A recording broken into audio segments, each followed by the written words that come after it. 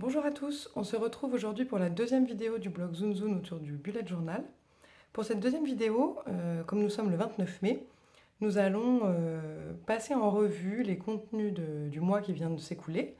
Alors d'ordinaire, c'est quelque chose que je fais via le blog par un billet photo qui est publié de plus en plus vers la fin de mois parce que je trouve ça plus intéressant de voir des contenus remplis, qui ont vécu, plutôt que des pages certes préparées parce que le mois va commencer, mais qui au final ne contiennent pas d'informations et pour lesquelles on peut se demander parfois ce qu'elles deviennent une fois qu'elles sont utilisées.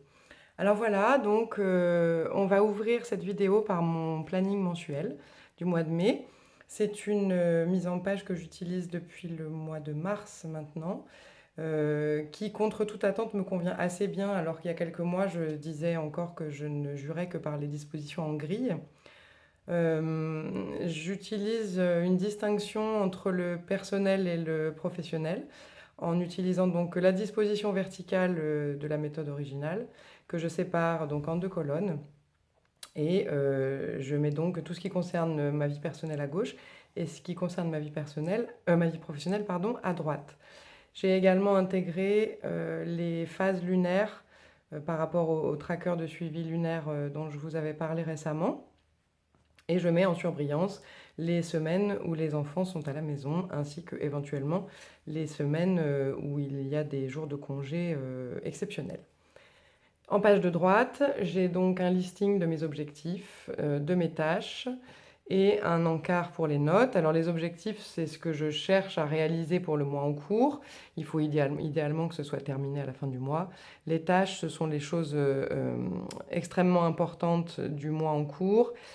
Certaines peuvent être migrées sur le mois suivant, comme par exemple ce qui concerne mes enfants ce mois-ci, qui va finalement être déplacé sur juin. Mais en général, j'utilise dans ces deux modules des tâches et des objectifs que je veux impérativement réaliser pour le mois.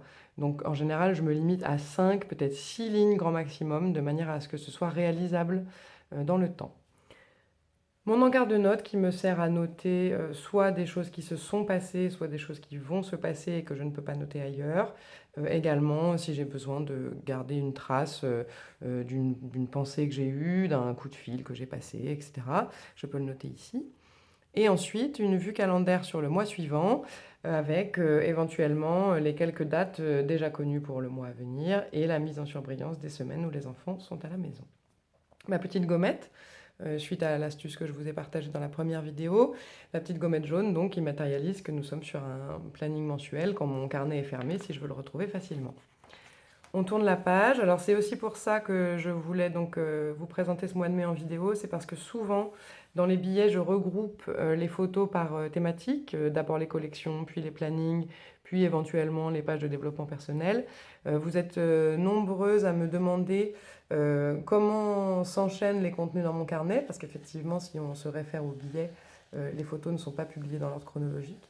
Et donc la mise en vidéo, je trouve, permet de mieux se rendre compte de comment s'enchaînent les contenus à l'intérieur de mon bureau. Voilà donc, une fois qu'on a tourné ce planning mensuel, on obtient donc le premier planning hebdomadaire du mois avec sa petite gommette appropriée. J'y inscris donc ce que je sais, les échéances, les rendez-vous, les tâches principales pour chaque journée. Ça ne me dispense pas de faire un planning quotidien. On verra dans une prochaine vidéo comment je construis ce planning hebdomadaire, comment il travaille avec mon planning quotidien et comment il travaille aussi avec mon planning mensuel, parce que chaque élément travaille avec l'autre et permet ainsi d'avoir une efficacité particulière. J'y inscris également donc les phases lunaires. Et puis éventuellement, là j'étais en traitement avec un probiotique féminin dont je vous reparlerai parce qu'il fera l'objet d'un article sur le blog dans la semaine. Et donc je devais prendre une gélule le matin et une gélule le soir. Et j'avais donc mis 2 petites cases dans chaque jour de ma semaine à partir du début de mon traitement pour m'assurer que je prenais bien les gélules correctement. Ma répartition de mes listes de tâches globales par catégorie, administrative, blog, pro, famille, maison. Ces catégories peuvent varier d'une semaine sur l'autre en fonction de si j'ai mes enfants, si je ne les ai pas, si j'ai beaucoup de travail, si j'en ai moins. Et un encart de notes où je prends des notes sur la semaine écoulée ou éventuellement je peux aussi noter ce que j'apprends pour la semaine à venir, une date, un rendez-vous particulier. On tourne la page, on arrive sur une collection très importante ce mois-ci puisque j'ai arrêté de fumer. Et avant mon arrêt du tabac, j'avais mis en place quelques pages de préparation et notamment celle-ci qui me permettait avec 2 colonnes d'anticiper les situations qui pouvaient être compliquées quand j'arrête de fumer. Donc j'ai une colonne de gauche qui s'intitule Ce qui peut être difficile. Alors les sensations de manque, le stress, le grignotage, la prise de poids. Et à droite, une colonne intitulée Comment je peux gérer et où je liste donc diverses petites choses à mettre en place ou à tester quand l'une des situations compliquées se présente, diverses solutions pour les surmonter plus ou moins facilement et ne pas reprendre cette maudite cigarette. Ensuite, une petite page de développement personnel qui s'inscrit aussi dans cette démarche d'arrêt du tabac parce que j'ai une vraie préoccupation en ce moment sur la reprise en main de ma santé, de mon bien-être physique et moral. Et donc, bien que j'ai commencé depuis quelque temps à reprendre vraiment soin de moi, il y a certaines petites choses que j'ai envie de mettre en place de façon plus régulière.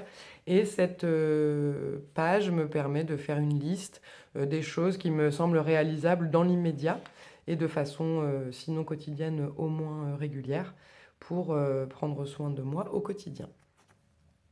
On tourne la page, on tombe sur des daily logs que vous avez déjà vus si vous suivez le compte Instagram, puisqu'ils y ont été partagés quelques fois, avec mes entraînements donc au lettering et à l'écriture manuscrite. On tourne la page, ici un projet d'e-book que j'ai depuis très longtemps, à savoir depuis le blog Working Mama, c'est pour dire si c'est vieux pour ceux qui me suivent depuis cette époque. Un petit abécédaire des jeunes parents, j'aimerais écrire un texte par lettre de l'alphabet en rapport avec la parentalité ou l'enfance et le commercialiser sous forme d'e-book accessible sur le blog et sur les plateformes de vente en ligne. Il me reste à définir le prix, les formats de diffusion, etc. Mais voilà, c'est une liste qui me permet d'avoir une vue sur tout ce que je dois préparer, rédiger, afin de faire naître ce petit projet qui existe depuis un bon moment déjà et que j'aimerais bien mener au bout. Un daily log encore avec un lettering qui m'avait été inspiré suite à la première vidéo que j'avais publiée il y a quelques jours, où vos retours avaient été vraiment super encourageants. Et j'avais eu un grand moment de gratitude le soir en faisant le bilan de ma journée et je m'étais dit que c'était une bonne façon de vous dire merci. Grosse nouveauté, mon Dieu, ce mois-ci, du budget. Ça faisait longtemps que ce n'était pas arrivé. Alors, dans le budget ce mois-ci, j'ai repris une idée de Marina qui gère une page qui s'appelle L'accro du budget sur Facebook, que je vous recommande vivement parce qu'elle m'aide beaucoup. Et c'est un système qui s'inspire du Futurlog et qui permet d'avoir une vue à 6 mois des rentrées et sorties sur votre compte bancaire en dehors des mouvements habituels. Alors moi qui pensais faire cette page en pure perte, je me rends compte que finalement elle m'aide beaucoup. J'y ai pas noté énormément de choses, mais les choses que j'ai notées m'ont beaucoup aidé à planifier un peu ce qui allait se passer côté finance, au moins jusqu'à la rentrée. Et ça me permet d'aborder l'été déjà avec un œil un peu plus serein et un peu plus sûr de ce que je vais pouvoir faire ou ne pas faire. Donc je vous conseille vivement d'aller voir cette page menée par Marina, l'accro du budget, qui rassemble pas mal d'idées et notamment, comme elle pratique le bullet journal, quelques suggestions de pages à mettre en place dans votre budget pour gérer vos finances. On tourne la page, encore une fois, une page de budget, à savoir donc les charges fixes, celles qui ne bougent pas d'un mois sur l'autre, l'habitation, l'auto, les enfants, la communication, etc. Avec leur montant, leur libellé et leur date de prélèvement sur le compte bancaire. Ici, une magnifique page de budget que j'avais mise en place, pleine d'espoir pour le mois de mai, et que j'ai finalement laissée absolument vierge. Pour ne pas rester sur un échec, je me suis amusée à rire de ma propre difficulté, et j'ai donc écrit une petite phrase issue d'un album de Tintin pour les gens de ma génération qui la reconnaissent. Et voilà, donc histoire de ne pas rester sur une page ratée. On tourne la page, on a donc le planning éditorial du blog qui m'a beaucoup aidé ce mois-ci. Il va falloir que je fasse un bilan de ce qui a été fait et pas fait dans mes objectifs et tâches. Également un bilan des inscrits sur les différents réseaux sociaux. Tous mes objectifs ont été atteints, voire dépassés. Je suis très contente. Après, vous remarquez ici que c'est un peu en foutoir. La mise en page n'est pas forcément adaptée à l'utilisation que j'ai de cette forme de planning. À savoir que je publie aussi en spontané, donc entre ce que j'ai prévu tout au début du mois et ce qui se passe, qui nécessite que je bouscule un peu les prévisions, j'ai été amenée à faire des ratures, à barrer, à déplacer des choses, et au final, c'est pas très clair.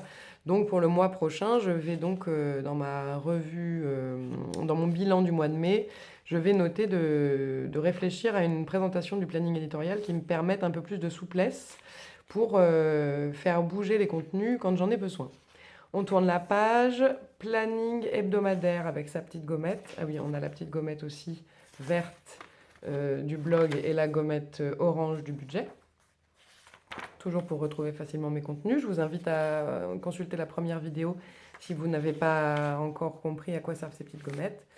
Deuxième planning hebdomadaire qui fonctionne sur la même base que le premier, avec ici la fin de mon traitement probiotique dont on avait parlé. Voilà, donc mes listes de tâches globales, ma répartition en fonction de mon agenda. Des daily logs encore, avec une petite erreur corrigée un peu comme je pouvais. On est passé du mardi 16 mai au mercredi 15, ce sont des choses qui arrivent. Ici, une petite prise de notes au sujet d'un camion que je devais louer le 20 mai. Donc quand j'ai fait cette prise de notes, c'était lors du coup de téléphone pour réserver ce camion. On était le 17. J'ai noté tout ce que la dame m'indiquait sur cette page, page 93. Et je suis allée reporter dans mon Futurlog, qui est un mix de Calendex et de Futurlog. Il faudra qu'on en reparle aussi dans une prochaine vidéo. Je suis allée noter au 20 mai que page 93, il y avait une note en rose fluo pour ce que j'avais prévu sur cette journée. Voilà, on tourne la page. De nouveau, un planning hebdomadaire avec une autre forme de mini-tracker qui traite de mon petit déjeuner, le miam aux fruits, recette de France Guillain. Pour ceux qui ne connaissent pas, je vous invite à découvrir. C'est un mélange de fruits frais bio avec des huiles, des graines. C'est quelque chose qui fait beaucoup de bien le matin, qui tient très bien au corps, contrairement à beaucoup d'autres petits déjeuners que j'ai testés et qui m'ont toujours laissé sur ma faim, pour ne pas faire de jeu de mots. Donc le miam en jaune, la lecture en vert, l'activité physique en orange. À savoir qu'en ce moment, donc suite à mon arrêt du tabac, j'essaye de marcher au moins 30 minutes en marche rapide par jour. Ou de faire une randonnée, mais en général la randonnée c'est plutôt 1 ou 2 fois par semaine à hauteur de 7 à 9 km. Et sinon donc 30 minutes de marche rapide.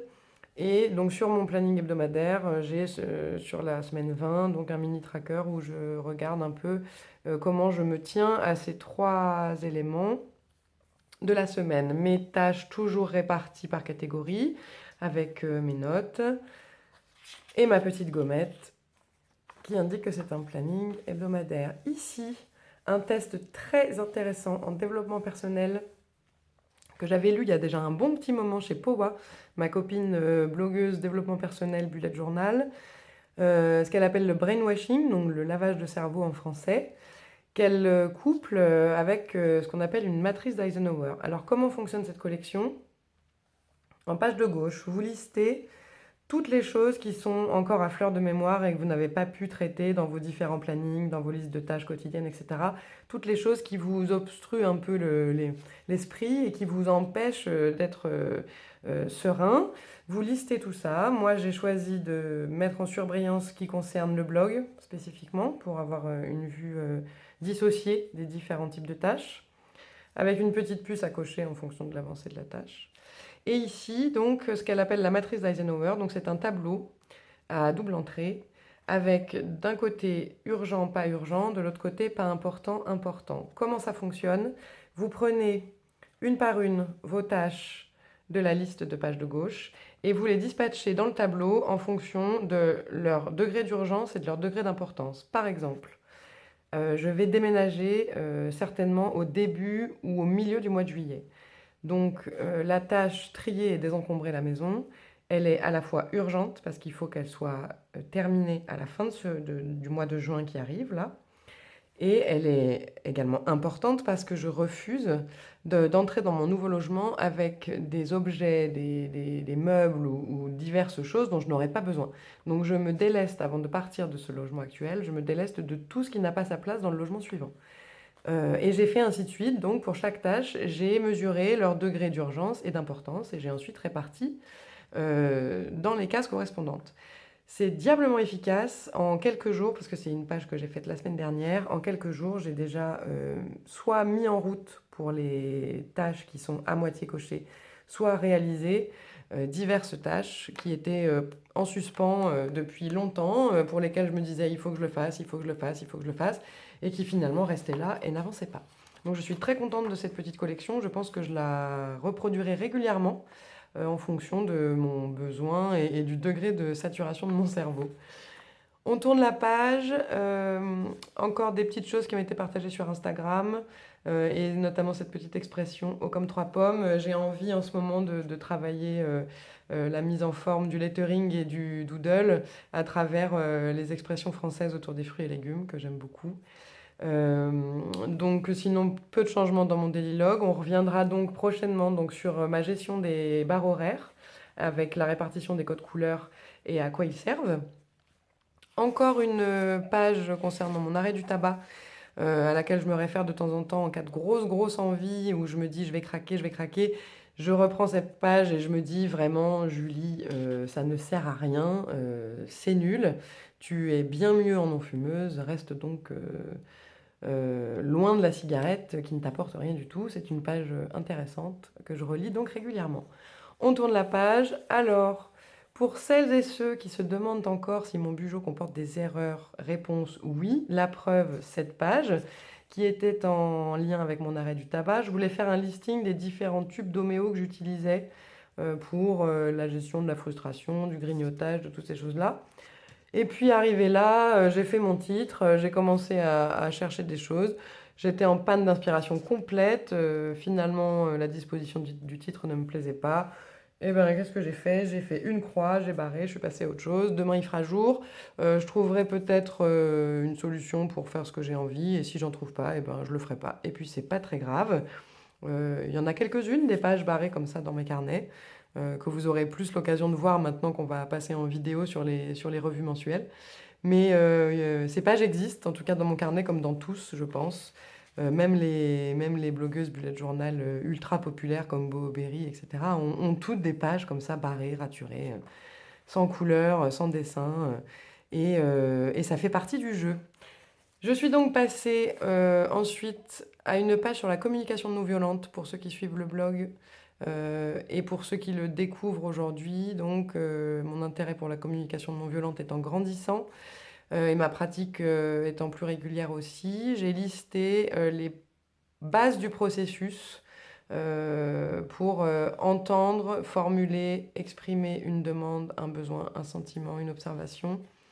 Je m'y réfère régulièrement quand je sais que j'ai dit quelque chose dans une journée que j'aurais pu tourner autrement. Je me réfère à cette liste du processus pour essayer de reformuler par écrit différemment. On tourne la page. Planning hebdomadaire donc de la semaine qui vient de se terminer. Avec des masking tape version slim fluo que j'ai trouvé chez ma copine Alice de la boutique Le Souci du Détail, que je suis sur Instagram et que je vous invite à suivre aussi parce qu'elle fait des très jolies choses. Je m'étais prévu une semaine, mais absolument blindée, mais un truc incroyable. J'avais les enfants, mais bon, il y avait école, alors je m'étais dit, voilà, pour le blog, je vais faire la vidéo, je vais faire tout ça, je vais faire tout ça. Sauf que, ben voilà, quand tu oublies que la semaine finit le mercredi soir, parce que c'est le week-end de l'Ascension, et que les enfants sont là 4 jours sur 7, eh bien au final, tu te retrouves avec des tâches migrées, replanifiées dans tous les sens. J'ai pas fait la moitié de ce que j'avais prévu. Mais ben, c'est pas très grave, c'est des choses qui arrivent aussi, c'est les aléas du quotidien. Le Bugeot permet aussi, je trouve, de se poser par rapport à ça, d'arrêter de s'en vouloir et de se dire, bah oui, en fait, j'ai mal prévu mon coup, c'est pas grave, je ferai ça la semaine prochaine, je sais ce que j'ai à faire, je sais ce qui est prioritaire, rendez-vous sur le planning suivant, et puis ça va rouler. Avec donc un bloc de notes qui est assez dense parce que la semaine actuelle que nous démarrons aujourd'hui, les enfants ne sont pas là, je vais donc rattraper mon retard et j'ai pas mal de webinaires à regarder sur la gestion d'une web entreprise. Donc voilà, toutes ces notes avaient été prises là en attendant que mon planning hebdomadaire de la semaine en cours soit fait pour pouvoir les reporter. Un mini tracker aussi qui recense mon traitement probiotique, la lecture, la marche, le miam aux fruits et ma gestion de l'empathie par rapport au billet que j'ai rédigé la semaine dernière et qui s'appelle La magie de l'empathie suite à mon atelier de communication non violente. Voilà, donc j'ai colorié en fonction de si oui ou non j'étais satisfaite de mon avancée dans ces domaines au quotidien. Et puis donc le jour anniversaire de mon arrêt du tabac, à savoir j'ai arrêté exactement en vrai samedi en fin de journée, j'ai fini mon paquet. Et dimanche, c'est la première journée sans tabac. Aujourd'hui est la deuxième. Et ça se passe plutôt bien puisque donc j'ai à la fois mes petites pages de Bujo, ça peut paraître bête, mais elles fonctionnent bien. Et puis j'ai des patchs aussi que mon médecin m'a prescrit et qui me permettent de bien tenir le coup. Et donc ça se passe plutôt bien. Donc un daily log où j'ai décidé maintenant quand j'en ressens le besoin en tout cas, d'écrire quand il reste de la place à la manière d'un petit journal intime. Et notamment pour m'obliger à préciser les émotions que je ressens sur une journée, dans l'optique donc d'améliorer mon travail de la communication non violente qui repose beaucoup sur la précision, sur la subtilité des sentiments exprimés. Et pour m'aider là-dedans, j'ai fait un inventaire que j'ai appelé donc Être et ressentir en CNV, sur le positif, avec tout ce que la langue française offre de diversité dans le vocabulaire pour décrire la façon dont on se sent en positif. On utilise très souvent un éventail de mots assez restreint, finalement, quasiment toujours les mêmes mots pour décrire une multitude d'états émotionnels différents et qui, de fait, nous empêchent parfois d'être bien compris et également de nous satisfaire nous-mêmes parce que quand on n'exprime pas exactement ce qu'on ressent, on peut ressentir éventuellement de la frustration et entrer dans une dynamique pas tout à fait positive. Donc cette page sur le positif est accompagnée de son équivalent sur le négatif, qui est la dernière double page qui a été créée ce mois-ci. Alors vous remarquerez qu'en français, la quantité de mots et d'adverbes et d'adjectifs sur le négatif est beaucoup plus importante que sur le positif, d'où l'importance en fait de la connaître ou d'en mémoriser beaucoup, parce que le négatif est quelque chose qui nous pèse énormément, et si on peut l'exprimer correctement, il peut déjà être un petit peu plus léger. Donc, ces deux collections de CNV, entre-temps, donc, des lilogues, avec notamment donc, un autre petit travail sur une expression française, ici appuyé sur le champignon, qui correspond bien à mon état actuel. Depuis une dizaine de jours, je me suis mise en action. Ensuite, un petit dessin. Ça faisait longtemps que je n'avais pas vraiment dessiné dans mon Bujo, ça m'a fait plaisir. Pour accompagner la citation du livre Ta deuxième vie commence quand tu comprends que tu n'en as qu'une de Raphaël Giordano, que je suis en train de lire, qui me parle beaucoup parce qu'il y a beaucoup de choses dont j'ai pris conscience il y a un petit moment déjà.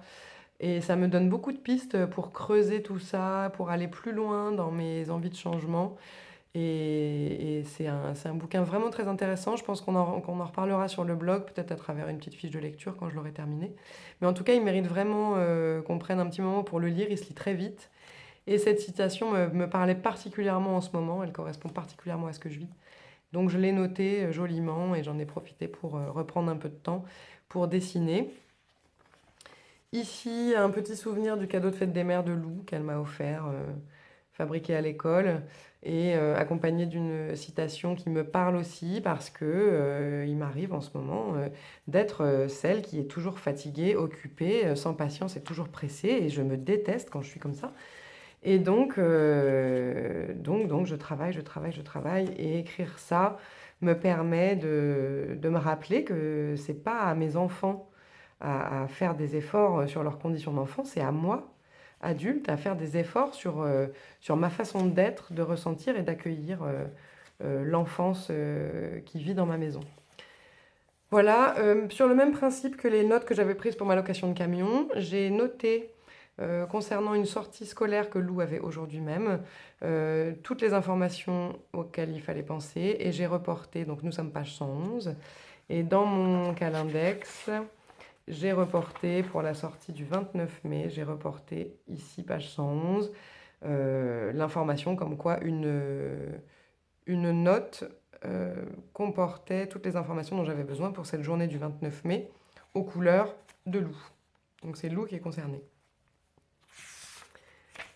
La semaine qui vient de démarrer, je ne suis absolument pas contente de mon choix de couleur. Notamment, j'ai un feutre, enfin j'ai une série de feutres pinceaux dont je vous parlerai aussi bientôt pour faire un comparatif entre deux marques qui a un capuchon vert et qui au final après séchage est jaune, on ne sait pas trop comment.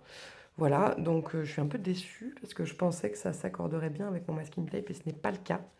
Je commence à me lasser de ma mise en page actuelle de planning hebdomadaire, même si par contre sa structure et son fonctionnement me conviennent parfaitement. Voilà, ça commence à me fatiguer. Je me retrouve plus trop dedans, donc je réfléchis à une manière de faire autrement.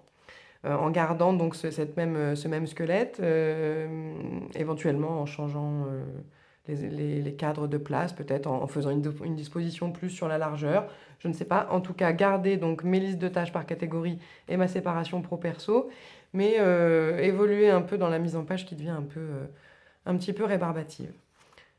Daily log d'aujourd'hui avec un bon espace ici parce que la journée n'est pas terminée. Donc il se peut que j'écrive ou bien une partie de journal intime, ou bien une citation, ou bien que je dessine, ou bien que je ne fasse rien de tout ça et que je mette directement ma journée de demain. Je ne sais pas encore comment ça va se passer. Et puis ici, une page index secondaire dont on avait parlé brièvement pendant l'astuce des gommettes parce que je vous avais donc montré que dans ma légende colorée, j'avais une pastille grise qui matérialisait les index secondaires. Ici, j'ai un index secondaire sur la communication non violente. J'arrive en fin d'index. Bon, pas tout à fait en fin parce que j'ai prévu une page supplémentaire aux deux qui existent déjà, mais je suis quand même à la page 115, donc je suis même pas à la moitié du carnet et je suis déjà, on va dire, à une bonne grosse moitié de mon index. Donc pour économiser mon espace et être sûr d'avoir assez des 3 pages que j'ai prévues, je n'indexe plus l'intégralité de mes collections. Et pour les collections qui se rapportent à un même thème, j'ai ce que j'appelle un index secondaire. Donc c'est d'ailleurs un des rôles initiaux des collections telles qu'elles ont été pensées par Ritter Carroll quand il a conçu sa méthode, à savoir que en principe les collections, elles servent à rassembler en un endroit du carnet tout ce qui dans le carnet se rapporte à une même thématique. Donc là on y est. Moi je choisis ensuite de n'indexer que cette collection dans mon index, de manière à ce que le jour où j'ai envie de faire un point sur tout ce que j'ai dans mon carnet qui concerne la communication non violente, plutôt que d'aller dans mon index et de chercher dans tous les titres quelque chose qui se rapporte à la CNV, je vais chercher simplement mon index secondaire, que je n'ai pas encore indexé d'ailleurs, mais qui sera matérialisé par une petite pastille grise, le numéro de page et index secondaire CNV. Et donc, si je sais que je cherche voilà, ma page des sentiments positifs, je vais aller chercher mon index secondaire, qui sera page 115. J'ouvre ma page 115. Être et ressentir le positif, c'est en page 107. Voilà, si j'ai besoin de cette page, elle est ici. Ça permet d'alléger l'index. Ça permet de s'y retrouver plus facilement parce que quand on a beaucoup de pages qui se rapportent à une même collection, c'est pas forcément simple de devoir, malgré les quelques optimisations dont on avait parlé ensemble, c'est pas forcément simple, à moins de rajouter encore des codes couleurs et des gommettes dans tous les sens, au risque finalement de s'y perdre. C'est pas toujours facile de retrouver toutes les collections d'une même thématique sans être obligé de chercher partout. Donc l'index secondaire, ça permet vraiment de centraliser les thématiques sur une seule ligne et ensuite d'avoir un deuxième geste pour aller chercher les pages correspondantes. Ça rajoute pas beaucoup de travail, mais en tout cas, ça rajoute beaucoup de clarté. Et donc, on termine ce mois avec être et ressentir en CNV sur le négatif. Donc, cette liste des mots du français qui permettent d'exprimer les émotions négatives qu'on peut ressentir tout au long d'une journée. Voilà pour cette revue du mois de mai. J'espère que ça vous a plu, que vous y aurez trouvé des idées, éventuellement des réponses, que vous aurez une vue un peu plus concrète de l'enchaînement de mes contenus, parce qu'effectivement, c'est une question qui revient souvent. J'aimerais, dans la prochaine vidéo, donc vous parler des barres horaires. Ça me demande un peu de travail, parce que comme je suis encore assez novice dans la vidéo YouTube, il y a certaines choses que je vais devoir faire en live pour vous montrer comment construire un daily log avec une barre horaire efficace. Et pour ça, il faut que j'apprenne à maîtriser les effets d'accélération, etc. Et puis éventuellement trouver aussi un fond sonore pour habiller tout ça. Donc ça me demande un peu de boulot. Donc en attendant, ben, je mettrai peut-être en ligne d'autres vidéos sur d'autres questions qu'on m'a posées. Mais la vidéo sur les barres horaires que vous m'avez demandé va arriver prochainement, c'est promis. Voilà, donc je vous laisse avec cette revue de mai. On se retrouvera fin juin pour la revue du mois de juin avec tous les contenus créés pendant le mois. Il y en aura pas mal et notamment toujours mon suivi de l'arrêt du tabac, mon travail sur la CNV et aussi la mise en place de mon déménagement parce que le bullet journal peut être un outil très pratique pour organiser ça sereinement. N'hésitez pas à me poser des questions comme d'habitude. Toutes les informations sur le matériel que j'utilise, sur les réseaux sociaux, sur les endroits où vous pouvez avoir des informations sur mon carnet sont dans la barre d'infos. Et donc je vous retrouve prochainement pour une prochaine vidéo, certainement autour de la mise en place de mon planning hebdomadaire et de la façon dont le planning hebdomadaire travaille d'une part avec le planning quotidien et pourquoi ce n'est pas redondant, et d'autre part comment le planning hebdomadaire travaille avec le planning mensuel. D'ici là, je vous souhaite une très belle semaine. Ici, elle sera placée sous le signe du grand soleil et je vous souhaite à tous un bon bugeot et à très bientôt.